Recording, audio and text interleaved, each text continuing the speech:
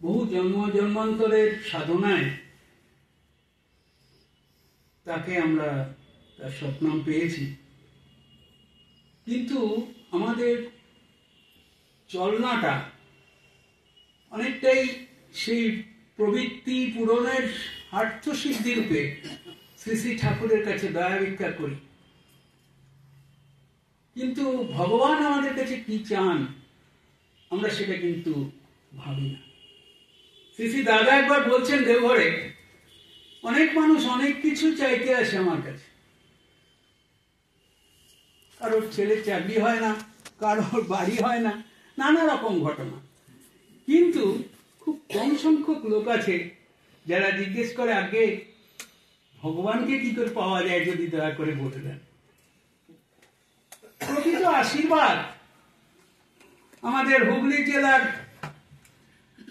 পাঞ্জাদারি কর্মী সুশান্ত নন্দন, তিনি একবার ওখানে বসে আছেন, তাহলে আমি কখনো নিজের জন্য কিছু চাইনি কোনোদিন ঠাকুরের কাছে, তো সবাই দেখি নিবেদন করছে দাদাকে, তো আমি ভাবছি কি বলা যায়। এরপর অনেক চিন্তা ভাবনা করে দাদার কাছে প্রণাম করে ওখানে হাঁটু করে বসলাম। শ্রী শ্রী দাদা ইঙ্গিতে বললেন, কি ব্যাপার?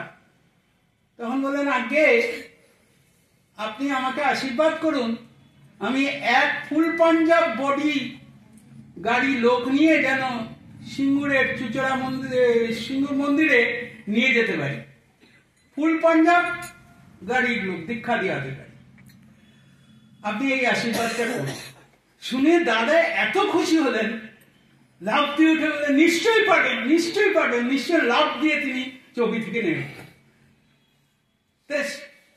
কাছে যারা ছিল তারা তো দেখলো, কিন্তু বাইরে অনেক ঋত্বিক ছিল, সব দৌড়ে এসছে, কি হলো দাদা হঠাৎ এরকম ইয়ে হয়ে গেল। পরে বাইরে সুশান্ত তাকে বলছে, আপনি কি বললেন দাদাকে, দাদা এত খুশি হয়ে গেলেন। এইটাই হচ্ছে প্রকৃত আশীর্বাদ চাওয়া। এই চাওয়ার মধ্যে দিয়ে আমার কল্যাণ আছে, মঙ্গল আছে। আমি অনেক পুরনো একটা ঘটনা বলছি। আমাদের এদেবু ভাই আজকে যে কীর্তনটা করলো, অনেকদিন বাদে এদেবু ভাইয়ের সাথে দেখা। রাজগানপুর সিমেন্ট ফ্যাক্টরি উড়িষ্যাতে আমরা সব গেছিলাম, কমলদা, আমি, দেবু, আরো 3-4 জন ছিলেন উৎসবে। তা সেখানে সব উড়িষ্যার ভজন হচ্ছে, কীর্তন হচ্ছে। আমি দেবু ভাইকে বললাম, দেবু ভাই কলকাতা থেকে তো আমরাই এসছি, তুমি একটা ফাটায় দাও দেখি এখানে গিয়ে। তা দেবু ভাই এই গানটা করেছিল, সেদিন এত খুশি হয়েছিল মানুষ, সকলে দুহাত তুলে নাচতে আরম্ভ করলো। এই ঠিক এই গানটাই। সেদিনও কিন্তু দেবু ভাই খুব উজ্জীবিত হয়ে এই গানটা পরিবেশন করেছিল ওখানে উড়িষ্যাতে। আজকে বহুদিন পরে সেই ফ্লেভারটাই পেলাম, খুব ভালো লাগলো। তা শ্রী শ্রী দাদা বলতেন, সৎসঙ্গে শ্রী শ্রী ঠাকুরের দয়ার কথা বলতে হয়। এখানে আমার কমল দাদা আছেন। একবার বহু বছর আগের কথা, কমলদা আর আমি কাকদ্বীপ মন্দিরে যাচ্ছিলাম। বিকেলবেলা বাসে উঠেছি, সন্ধ্যা হয়ে গেছে, শীতকালের। অলোকেশ মিশ্র বারবার ফোন করছে, কমলার নাম্বারটা দিয়ে, বলে কত দূর দাদা? তা আমি বলছি, অন্ধকারে কিছু বোঝা যাচ্ছে না, সন্ধ্যা হয়ে গেছে, তো তুমি বলো। বলে অনেক লোক আপনার জন্য অপেক্ষা করছে, সৎসঙ্গের টাইমে একটা ইয়ে। তা যাই হোক, সেই বাস থেকে নেমে মন্দিরের সামনেই, বাস থেকে সেই ইয়ে ঠিক করে, গাড়ি ঠিক করে রেখেছিলেন অলোকেশ মিশ্র, সেই গাড়িতে এবার ছো মেরে আর আমাদের ব্যাগটা ওই মন্দিরে একটা কবিগুলো শিখি যা ঘরে রেখে, আর আমাদের নিয়ে সেই সৎসঙ্গে চলে গেলেন অলোকেশ মিশ্রদা। ওখানে দিয়ে তিনি একটা পরিচয় দিলেন, বললেন আচার্যদেব শ্রী শ্রী দাদা পিস্তত ভাই উনি। তা দিন 10 বাকি ছিল দীক্ষা দিবসের, তখন বলে আপনারা যে যা সংগ্রহ করেছেন উনি দাদার আশীর্বাদ নিয়ে এসছেন, সব দীক্ষাগুলোই ওনাকে কালকে সকালবেলা মন্দিরে নিয়ে আসবেন, তাতেই আপনাদের একই মঙ্গল হবে। অলোকেশ মিশ্রদা এটা বলে দেওয়ার পরে তারপরে আমরা চলে এলাম সৎসঙ্গ শেষ করে।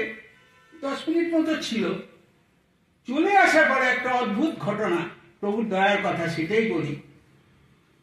আমরা এসে দেখছি অলোকেশ দার স্ত্রী অত্যন্ত অসুস্থ পীড়িত ছিলেন। মানে দরজার সেই পর্দাটা সরিয়ে দেখছি খাটের চারপাশে তার 4-5 জন পুত্র সন্তান এবং কন্যা সন্তান, তারা সব ঘিরে আছে। ডাক্তারবাবু ঘিরে আছে। ডাক্তারবাবু পরিচয় পেয়ে আমার কাছে দৌড়ে এসে বলছেন যে আগে 3 দিন ধরে ওনার কোনো ইউরিনাল ট্র্যাক্ট মানে একদম ফুলে গেছে, ল্যাসিক্স ইঞ্জেকশন পুশ করেও কোনো পেচ্ছাপ হচ্ছে না। তা এ যদি আর 8 ঘন্টা এখানে থাকে তাহলে ইউরিনাল ট্র্যাক্ট বাস্ট করে মারা যাবে না। আর কিছু করার নেই, আমার যুক্তি বুদ্ধি মেডিকেল সায়েন্সের বাইরে চলে যাবে। আমি এই পরিস্থিতি শুনে ওয়ার্ডাটা সরিয়ে শুধু এক মনে প্রভুকে ডাকলাম, ডেকে বললাম যে প্রভু, আমি জানি না এই মায়ের পরমায়ু কতটুকু, আমি প্রাণ ভিক্ষা চাইছি না তোমার কাছে, কিন্তু মা যদি কষ্ট পায় সন্তানেরও তার কষ্ট হয়, তুমি শুধু এই মায়ের কষ্টটা একটু লাঘব করে দাও। বারবার এই কথা বলছি, নাম করছি, আর চোখ দিয়ে 2 ফোঁটা জল বোধহয় পড়িয়েছে। কি বলবো আপনাদের, মুহূর্তের মধ্যে হু হু করে সমস্ত পিচ্ছাপ হয়ে গেল। মন্দিরে যারা ছিলেন সমস্ত লোক দৌড়ে এসে, কমলা জানে ঘটনাটা, কমলা ছিল আমার সাথে, সব লোক দৌড়ে এসে বলে কি করলেন? আমি বললাম দূর বেটা, ঝড়ে বক মরে ফকিরের কারামতি বলে, আমি কে? সূর্য তিনি দয়া করলেন, তাই হলো। আর একটা ঘটনা বলি, তারক আর বাপি এরা আমাকে নিয়ে গিয়েছিল রায়পুরে দীক্ষার জন্য। সকাল থেকে সেই ঘরে দীক্ষা দিচ্ছি, দরজা বন্ধ। এরা বারবার বলছে একটি মা অনেকক্ষণ থেকে আপনার সাথে কথা বলতে বলতে বাইরে ওয়েট করছে, একটু বাইরে আসেন। আসন ছেড়ে তো আমি উঠতে পারবো না বাবা, আর ওনার যদি সময় থাকে ওয়েট করতে বলো, দীক্ষার মানুষগুলো সব শেষ হয়ে গেলে তারপরে কথা বলবো। এইবারে বিকেল হয়ে গেছে, প্রায় প্রার্থনার সময় হয়ে আসছে। তো দেখি ওই মাটি বাড়ি চলে গেছে, কিন্তু তার মেয়েকে পাহারাদার হিসেবে রেখে গেছে আমাকে নিয়ে যাওয়ার জন্য ওদের বাড়িতে। আমি বললাম যে দেখো এই কাছে বিড়লাপুর মন্দির, আমি তো তুকারাম খানকে ফোন করে বলছি এখানে যাব প্রার্থনা করতে। তো বলে জেঠু, পায়ে পড়ে গেল মেয়েটি, বললো জেঠু তুমি যদি না যাও তাহলে আমার কাকা ভীষণ অসুস্থ, একটু যেতেই হবে। এইবারে আমি আর কি করব, সেই জন্য ওদের সবাইকে নিয়ে অনেক কিছু আয়োজন করেছিল ওরা। আমি তো খাবো না, ওরা যদি খায় লুচি টুচি করছিল, সেগুলো বাদ দিয়ে আমরা সব চললাম। তারপরে ওই বাড়িতে গেছি, ওই বাড়িতে গিয়ে দেখছি সত্যি খুব সিরিয়াস অবস্থা।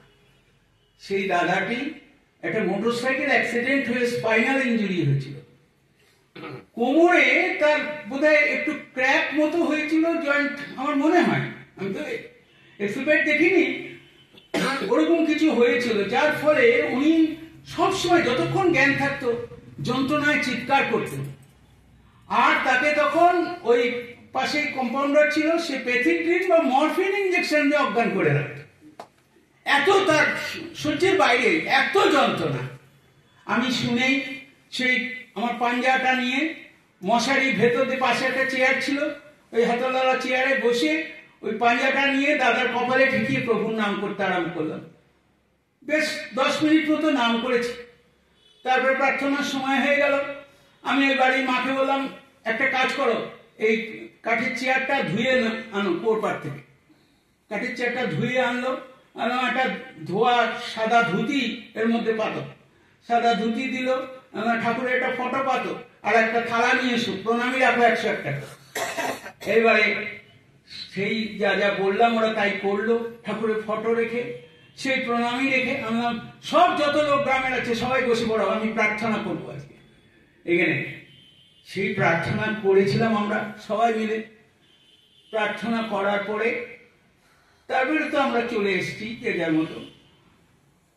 এরপরে ঠিক 2 বছর বাদে কটকে রীতি কনফারেন্সে সেই নদীর ধারে, মহানদী নদীর ধারে তুকারাম খান বিড়লাপুরে, তার সাথে আবার দেখা।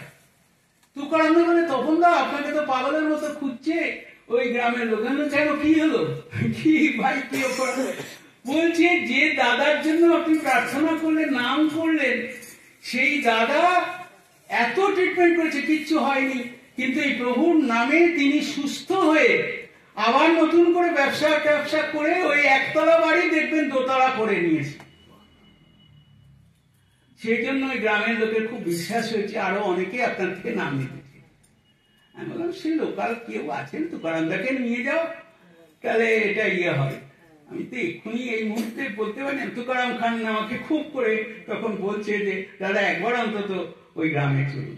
তো এগুলো হচ্ছে বাস্তব ঘটনা। ঠাকুর বলছেন এই চাওয়াটা যখন তোমার করাটা চাওয়াকে অনুসরণ করে, সত্যম সঙ্গে বলছেন, তখনই কৃতার্থতা তোমার সম্মুখে এসে দাঁড়ায়। সুতরাং শুধু চাইলে হবে না, চাওয়ার আগে আমার করাটাও লাগে। কৃপা মানে করে পাওয়া, তো সব দিতে তুই ধরলি গুরু, পেতে পরিত্রাণ, দেবার বেলায় নবঘণ্টা নিতেই লেলিহান, এই তো অবস্থা। সুতরাং আমরা প্রবৃত্তি পূরণের স্বার্থের জন্য যেন প্রভুর কাছে কিছুই না চাই।